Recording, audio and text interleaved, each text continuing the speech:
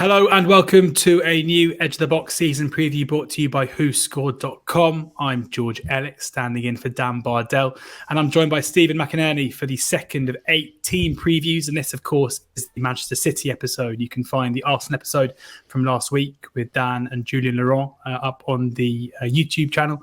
But this is a Man City preview. So, Steven, before we get stuck in, we can reminisce about last season, the glorious treble and the rest of it. Why don't you tell those who aren't aware a little bit about yourself? Yeah, I'm a Man City fan, lifelong Man City fan from Manchester, and seasons like that, the kind of thing you dream of.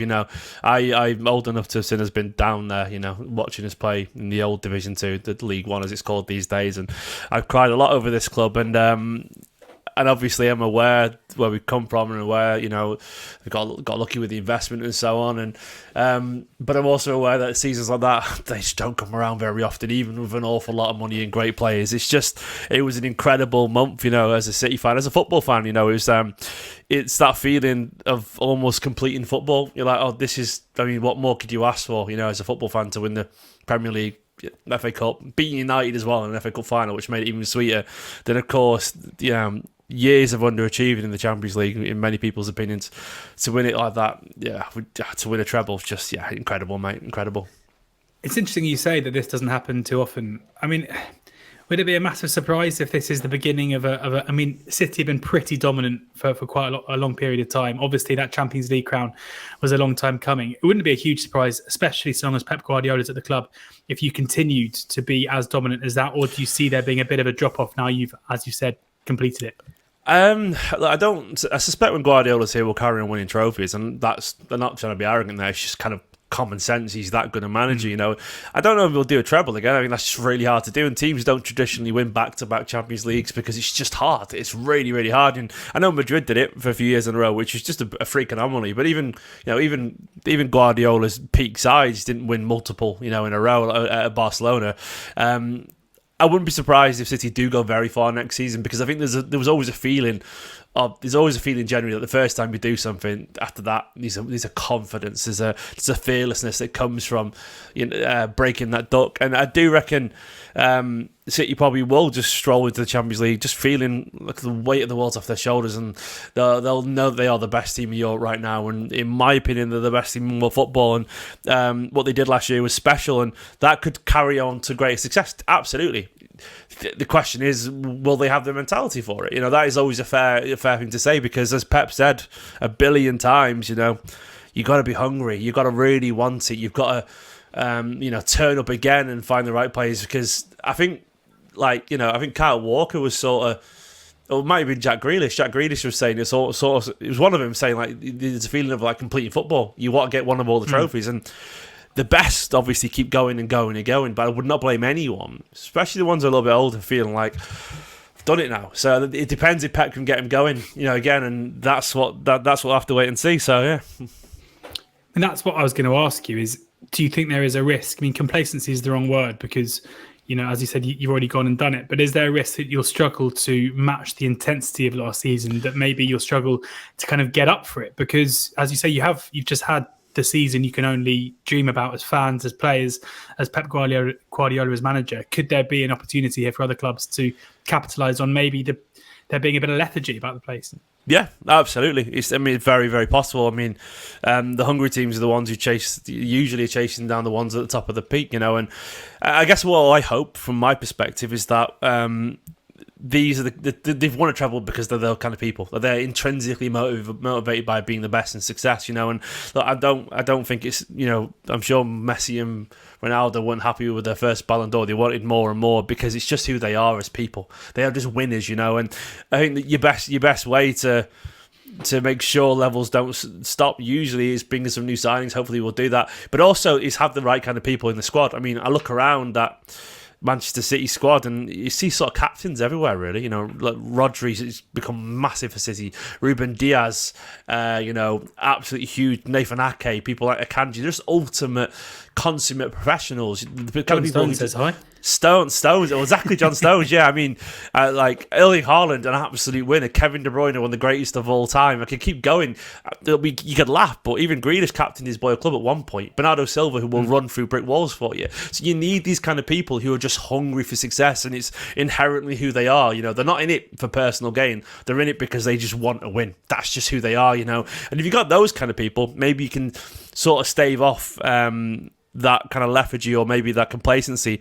But obviously, sometimes complacent, it's just hard to avoid because, you know, you're striving for something, and once you've got there, to go again, it's just really hard, you know. We all know, we've all had it in certain things in our own personal lives. So it's very possible, though, when you've got a manager like Guardiola, he just, you know, slaps you around the head, gets you going again, and you're brilliant because you're Pep Guardiola and you're Manchester City's treble winners and you are great. It's just, I think we'll know by, you know, October if this City side are ready to go again. It will take a bit of time, but it'll be enough for them to get back into the rhythm of things. You mentioned Real Madrid earlier, talking about how they were a side who had been able to win multiple Champions Leagues back to back. Do you think that is maybe the blueprint of what Pep Guardiola wants to do now at City? Do you consider this, he wants to turn this era or this year of dominance into an era of dominance? Or conversely, you know, there was a lot of talk around the Champions League final with people saying, you know, maybe the best thing for other teams in European football is for City to win this, because then maybe the clock starts ticking on how long Pep will actually be there. Well, it's already an era of dominance for what it's worth anyway, you know. It's like all about the Champions League, mate. I was going to say, like, I've witnessed 100 points, all the domestic trophies, you know, in one season, and 5 out of 6. It's been an absolute domination from Guardiola and Man City. It's been phenomenal, and I guess that would be the greatest answer to it, you know, when they keep going again, and they keep winning again and again and again, and Pep keeps finding a way to get him going. And I don't think Guardiola was in just here just to win the Champions League. He was here just to do his job, you know, like, because he's not that stupid. He's not the guy who's just going to go, as soon as I've done that, I'm going to go. Like, he'll stay as long as he's happy. Like, I think Pep's obsessed with football, you know, like we are. Like, it's something that's inherently part of him. Like, he's there to manage because he'll stay as long as he's happy and as long as he's excited and as long as he feels like there's something, you know, there's a new challenge for him. And the challenge could be as simple as the players in front of him, you know, or a new challenger like Arsenal coming out of nowhere. Like, we all know, looking back, really, Pep loved that with Klopp. We know he did. We absolutely know he did. It gets him going as a person. And like, I can imagine, you know, you see Arteta build on it again, and then you see, you know, United come back with Ten Hag, and then you've got, you know, maybe Vincent Kompany gets another job in a year, even bigger, and you've got all these proteges of Pep go. Like, this could be the thing that keeps him going again. You know, there's a million different reasons why people get excited to manage a football team, and Pep, like, it could be that he's done it all and he rides off into the sunset when his contract ends. But I don't think, personally, that I think he'd go when he's going to go anyway. You know, I don't think it was a case of winning the Champions League, right, I'm done, I'm going to leave. I think it's more a case of just if the environment feels right for him. If you look at the last couple of seasons in the Premier League, obviously Liverpool's struggles last season opened the door for a team in Arsenal who I don't think many people necessarily expected to do as well as they did. And I think, you know, the 84-point tally was an unbelievable effort, despite obviously some people believing that they threw the title away. But looking down at the possible challenges in the upcoming season for Manchester City, it does feel like there is kind of a queue of teams who could actually come up and challenge. You've got Arsenal again, who you'd expect to progress after last season. Ten Hag and United, who you touched upon. I mean, if Newcastle show the same level of progress season on season as they did last campaign, then it won't be long till they're challenging at the top end. You anticipate Liverpool have to improve, and even, you know, teams that such as Brighton and Villa under De Zerbi and Emery showing that they're kind of ready to take a seat at the top table. Sitting here now, do you still see it as being Arsenal as a team who are they going to be the closest challengers to City? Who do you anticipate will be the ones to run you closest? I think Liverpool. I think Liverpool. I think the true Liverpool was the one we saw towards the end that made a run towards the Champions League, you know. And I think they've some good players. Yeah, and I think they probably will sign Lavia. You know, he's a quality player for Southampton. You know, McAllister's been excellent. Is excellent signing. Yeah, it's Szoboszlai as well. I think it'll be Liverpool personally. I think Arsenal will absolutely be up there. I just don't know with Arsenal. I just don't know how they're going to take to the expectation now, because last year they were a surprise package, and Unless it was a bit too much to him towards the end, which is totally fine because it's really difficult to do. I don't see. I feel like United is going to be sort of where they are. I don't know. Maybe I'm wrong there, but I can't see a massive leap forward from United. I just feel like them just being around the Champions League again, and I just don't feel it with Chelsea yet. But we'll have to see, I guess. And then Newcastle, just to see where they are at the start of the season. We'll have to wait and see how those teams progress. But let's look at your own business. And, it hasn't been massive squad churn, but two experienced players have moved on. Riyad Mahrez being one of them who, struggled he was kind of phased out over the course of last season for the most part. But in Ilkay Gundogan, you've got a pretty rare example here where obviously, given the age he was, he didn't really, at 32, it's not really City's style to be offering 32-year-olds new contracts. But it felt like a player has left City almost kind of in their prime, where Gundogan, an unbelievable player who can play so many different roles. We saw him early on in his City career playing as that deepest midfielder. He's adopted a role as a false nine in the past. And then in the last couple of seasons made that hybrid position really his own. And what was it, 8 goals and 4 assists last season? A player who, it feels like City are weaker without him. As a fan, how do you feel about him leaving? Devastated, mate. Absolutely devastated. And just some people just grow into the club and the role as well. And the Gundogan just got better every single season. Aged perfectly at Man City. And I was sort of hoping, there was rumours that we offered him a contract, but I heard that he just wanted a new challenge. And to be honest, I don't blame him at that point. Going to play for Barcelona, the huge historic club, and I can't deny the appeal of that, especially once again when you go out on a treble as a captain. It's just you'll never beat that. So I understand. I don't know. We'll never know, I guess. But I personally heard that he sort of made his mind up, and the City did offer him a contract, but he was always going to go and leave on because he just felt at the right time. Recently married, got a kid. Fancy. I must admit, it's been raining for about 2 months here in Manchester, so I sort of get it to an extent, But it's a massive loss. He's just a world-class footballer, a special footballer, and obviously 8 goals is a good return. It's not an insane return, but it was the importance and the quality of the goals. He would just seem to step up and. A couple of the goals in the FA Cup final as well, and there's one against Everton towards the end of the season, which was absolutely immense. One of the goals of the season, the little flick and so on. A couple of braces around that time as well.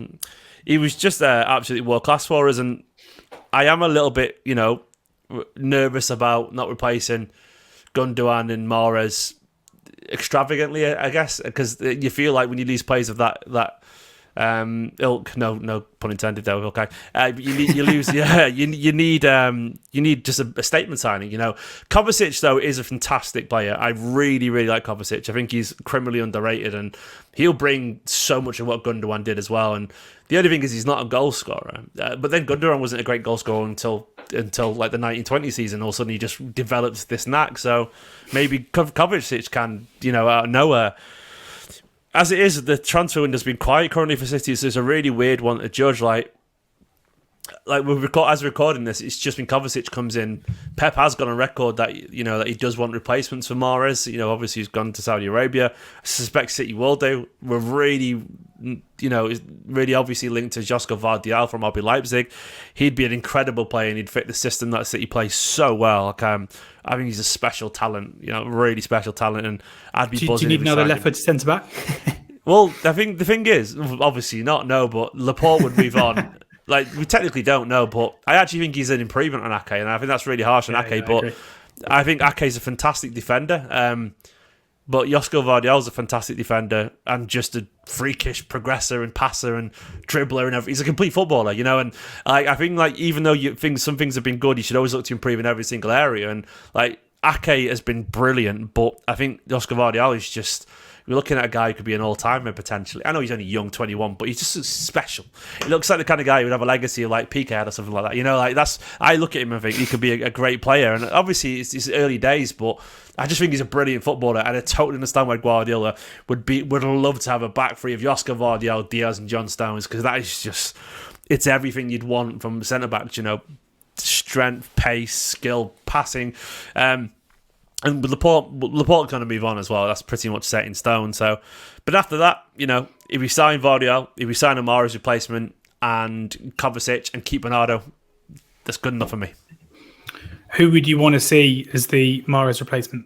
But I don't know, mate. I honestly don't know, because it's one of those things where I don't think the right winger market is particularly, it's not. We're not going to go for anyone expensive. We're not going to spend 100 million on it. It's really obvious. You can just sense it. It doesn't feel like City are going to. We were tentatively linked to Rafinha at one point, but that felt like just Barca trying to shift off plays to get Bernardo Silva. I mean, he's a good player, Rafinha, and I'm sure he'd do a very good job. We've been linked tentatively to Olise from Palace, and he's a really exciting player as well. Obviously only 21 and more experienced than City's youngsters like Cole Palmer and Askabov that we've got. But he's only 21, and it would be a big step up for him when we've got some young players.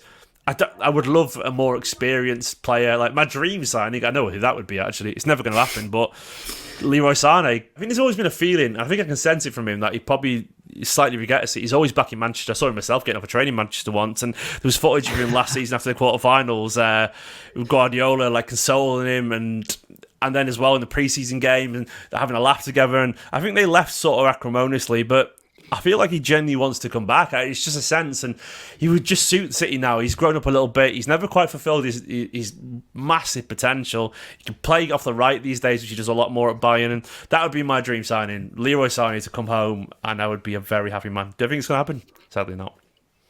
Yeah, it seems unlikely, but it's interesting you mention a Bayern Munich player, because there's been some links between the two clubs in the last kind of 12 months or so. Kyle Walker heavily linked to Bayern Munich. Joao Cancelo spending a bit of time on loan there last season.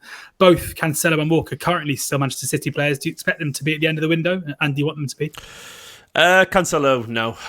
In terms of expecting, I don't think he is. I think that's. I think the bridges have been burned with Guardiola. Whatever happened, it wasn't good. Like you don't get shipped off on the last day without a replacement of the January transfer window.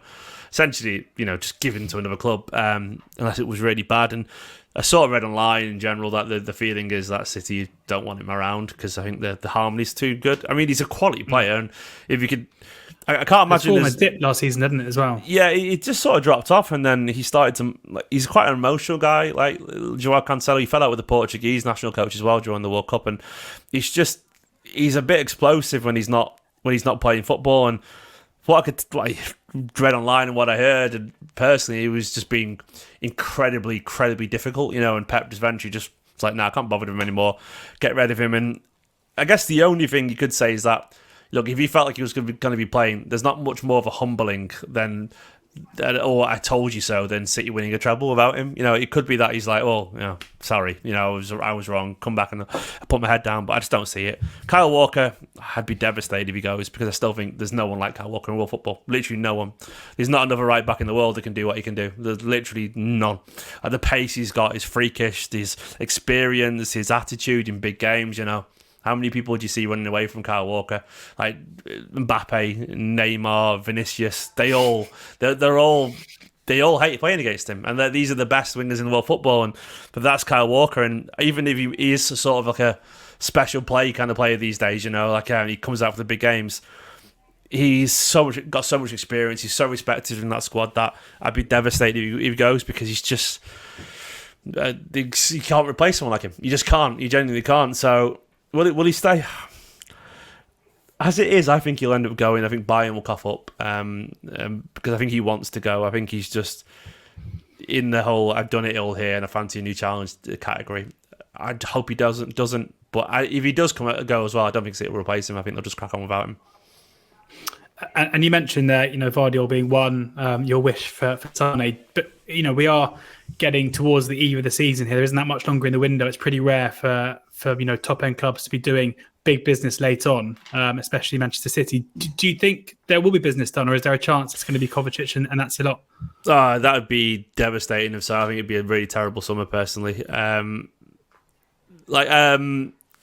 I think something will happen. It could be a bit of a surprise, or I think my City might end up getting someone in the last few days where to see when someone's sort of been struck out of position because another club signs someone. Who's available. The kind of thing where it's like, well, he's not available because Club X signed player A. It might be something like that, because City have been pretty smart at doing that. Like Kovacic was that kind of signing. It was obviously early in the summer, but Kovacic is only available because Chelsea have bought an absolute ton of players.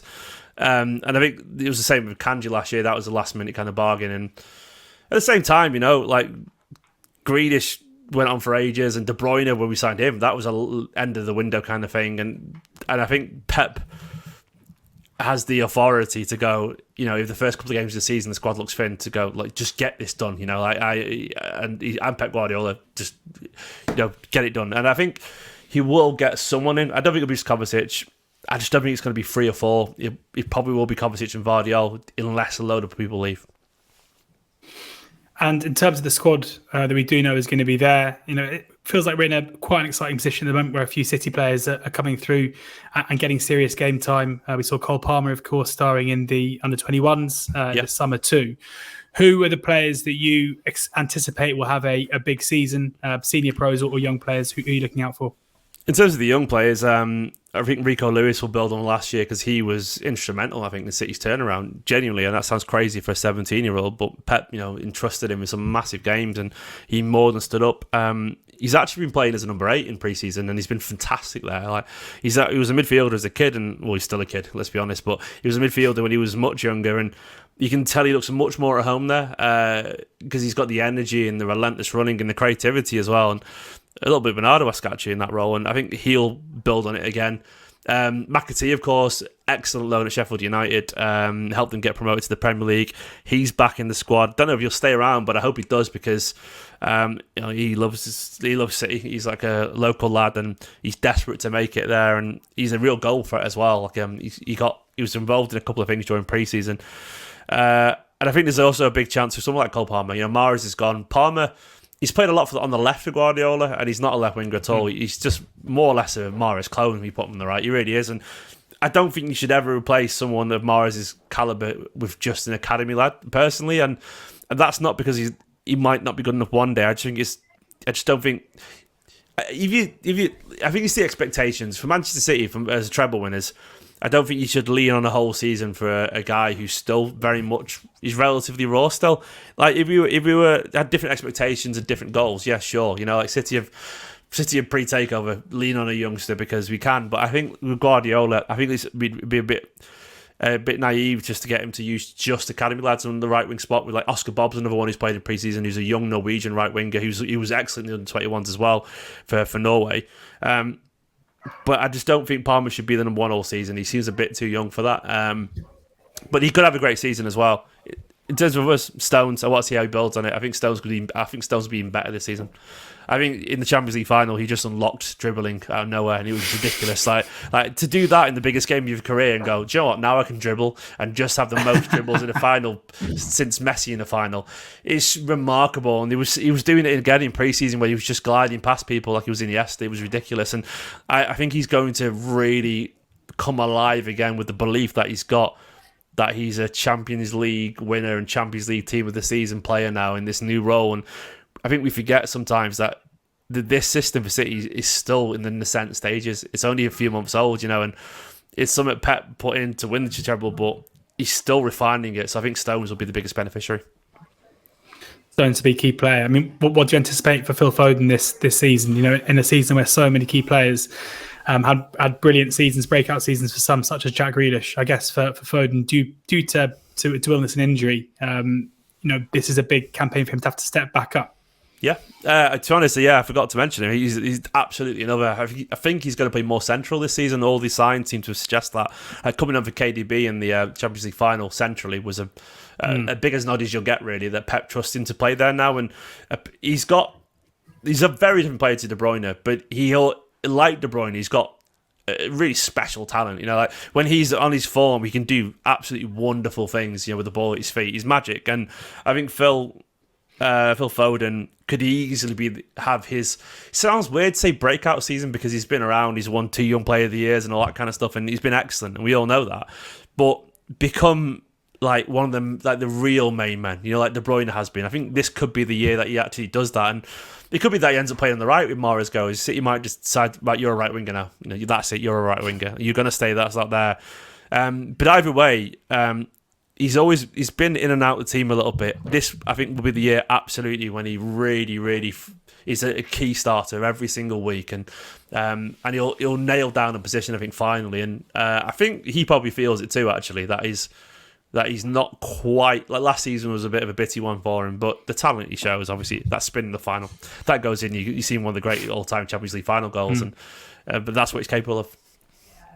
Finally, before we let you go, Stephen, can I ask you for a prediction for next season? So I want to hear where you're going to finish in the league, how you're going to do in the Champions League, and how many domestic trophies you're going to win.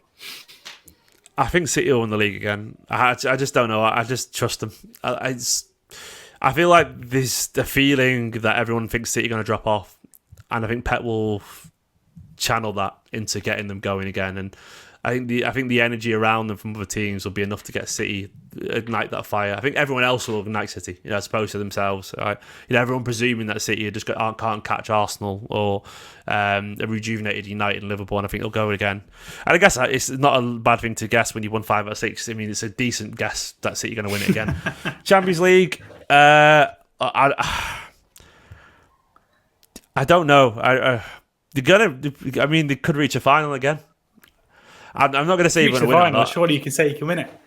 Well, we can win it. Will we win it? I'm not going to say we're going to win it again. I think it might be too much.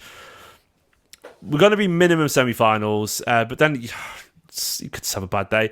Yeah, I think City will reach the final. I don't know if we're going to win it or not, mate. I'm not going to say City are going to win the Champions League. Okay. And FA Cup? Carabao Cup? No, I don't think we'll win either. I think it might be a bit too much. There's nothing. I'm fine with that, I think, to be honest, the Premier League is the one for me this year. Like 4 in a row. Stupid. A 1 trophy season. You've heard it here first. Thank you very much to Stephen for sharing his thoughts ahead of the Premier League campaign. This was your Manchester City Edge of the Box preview. 6 more of these coming out. Arsenal already in the can, so keep your eyes peeled for those, and we'll see you soon.